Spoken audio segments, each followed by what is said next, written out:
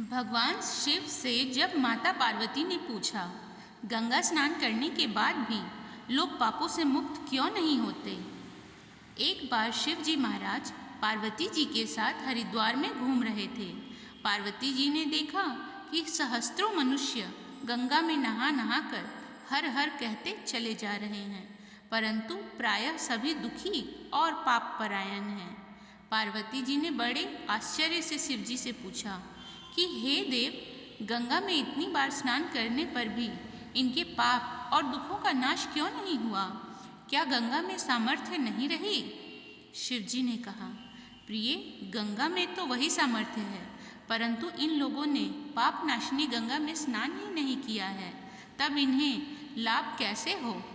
पार्वती जी ने आश्चर्य से कहा कि स्नान कैसे नहीं किया? सभी तो नहा कर ही आ रहे हैं, अभी तक इनके शरीर भी नहीं सूखे हैं। शिव जी ने कहा, ये केवल जल में डुबकी लगाकर आ रहे हैं, तुम्हें कल इसका रहस्य समझाऊंगा। दूसरे दिन बड़े जोर की बरसात होने लगी, गलियां कीचड़ से भर गईं। एक चौड़े रास्ते में एक गहरा गड्ढा था, चारों ओर लपटीला कीचड़ भर गया था। शिव जी ने लीला से ही वृद्ध रूप धारण कर लिया और दीन विवश की तरह गड्ढे में जाकर ऐसे पड़ गए जैसे कोई मनुष्य चलता चलता गड्ढे में गिर पड़ा हो और निकलने की चेष्टा करने पर भी न निकल पा रहा हो। पार्वती जी को उन्होंने यह समझाकर गड्ढे के पास बैठा दिया कि देखो, तुम लोगों को सुना सुना कर यूं पुकारती रहो कि मेरे वृद्ध पति अकस्मात गड्ढे में गिर पड़े हैं, कोई पुण्यात्मा इन्हें निकालकर इनके प्राण बचाए और मुझ असहाय की सहायता करे। शिव जी ने यह और समझा दिया कि जब कोई गड्ढे में से मुझे निकालने को तैयार हो तब इतना और कह देना कि भाई, मेरे पति सर्वथा निष्पाप हैं, इन्हें वही छुए जो स्वयं निष्पाप हो। यदि आप निष्पाप हैं तो इन्हें हाथ लगाइए, नहीं तो हाथ लगाते ही आप भस्म हो जाएंगे।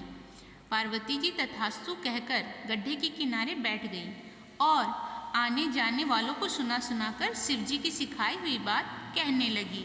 गंगा में नहाकर लोगों के दल आ रहे हैं। सुंदर युवती को यूं बैठी देखकर कईयों के मन में पाप आया। कई लोग लज्जा से डरे तो कईयों को कुछ धर्म का भय हुआ, कुछ कानून से डरे। कुछ लोगों ने तो पार्वती जी को यह भी सुना दिया कि मरने दे बुढ़े को, क्यों उसके लिए रोती है।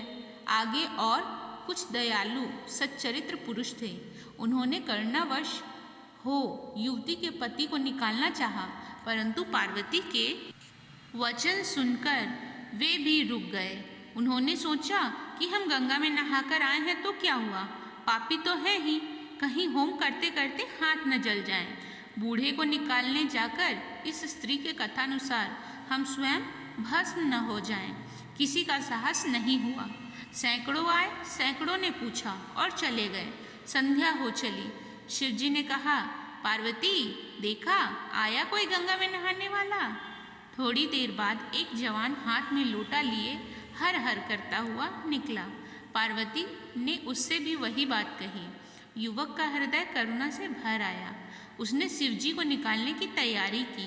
पार्वती ने रोककर कहा कि भाई, यदि तुम सर्वथा निष्पाप नहीं होगे तो मेरे पति को छूते ही जल जाओगे। उसने उसी समय बिना किसी संकोच के दृढ़ निश्चय के साथ पार्वती से कहा, माता, मेरे निष्पाप होने में तुझे संदेह क्यों होता है?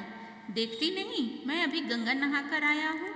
भला गंगा में गोता लगाने के बाद भी कभी पाप रहते हैं? तेरे पति को अभी निकालता हूँ। युवक ने लपक कर बूढ़े को ऊपर उठा लिया। शिव पार्वती ने उसे अधिकारी समझकर अपना असली स्वरूप प्रकट कर उसे दर्शन देकर कृतार्थ किया। शिव जी ने पार्वती जी से कहा कि इतने लोगों में से इस एक ने ही गंगा स्नान किया है। इसी दृष्टांत के अनुसार जो लोग बिना श्रद्धा और विश्वास के केवल दंभ के लिए गंगा स्नान करते हैं, उन्हें वास्तविक फल नहीं मिलता, परंतु इसका यह मतलब नहीं है कि गंगा स्नान व्यर्थ जाता है। विश्वास के साथ किए गए गंगा स्नान का मिलता है वास्तविक फल। मित्रों, ऐसी ही पौराणिक कथाओं का आनंद लेते रहने के लिए हमारे चैनल को सब्सक्राइब करें और वीडियो को लाइक करना न भूलें। हर हर महादेव।